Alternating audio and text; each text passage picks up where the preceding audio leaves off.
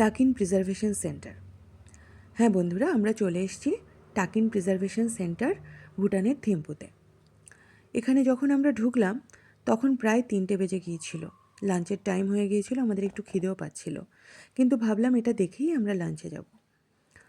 টাকিন preservation সেন্টারের entry fee ছিল 300 rupees.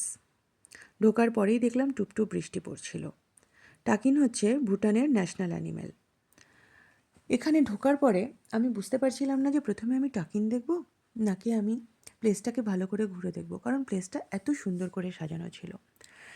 একটা অ্যানিম্যাল প্রিজার্ভেশন সেন্টার, সেটা এত সুন্দর কী করে হতে পারে যেখানে তুমি একটা ডার্টি কিছু খুঁজেই পাবে না। এত নিট অ্যান্ড ক্লিন ছিল, যেখানে টাকিনগুলো রাখা ছিল এত নিট অ্যান্ড ক্লিন আমি কোথাও দেখিনি।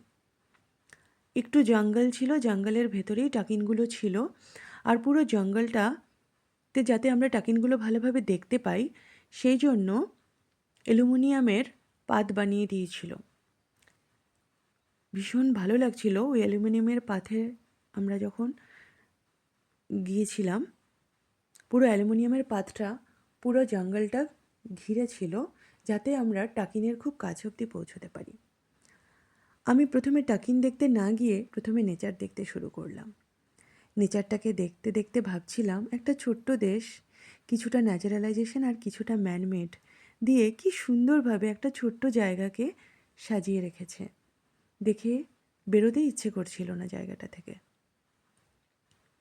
যাই হোক, জঙ্গলের ভেতরে ঢুকলাম, কিন্তু একটুও ভয় লাগছিল না, কারণ আমরা এতটাই উঁচুতে ছিলাম, ওদের খুব কাছে পৌঁছলাম কিন্তু ওরা আমাদেরকে ছুঁতেও পারল না। আর জায়গাটা তো ভীষণ পরিষ্কার পরিচ্ছন্ন। পরিষ্কার জায়গা দেখতে কার না ভালো লাগে।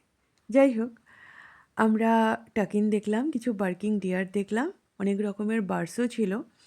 সব দেখে আমরা লাঞ্চের জন্য এগোতে শুরু করলাম। তো আজ এ পর্যন্তই। আবার আসছি একটু পর নতুন কোনো জায়গা নিয়ে, ভুটানের থিম্পুর। টাটা।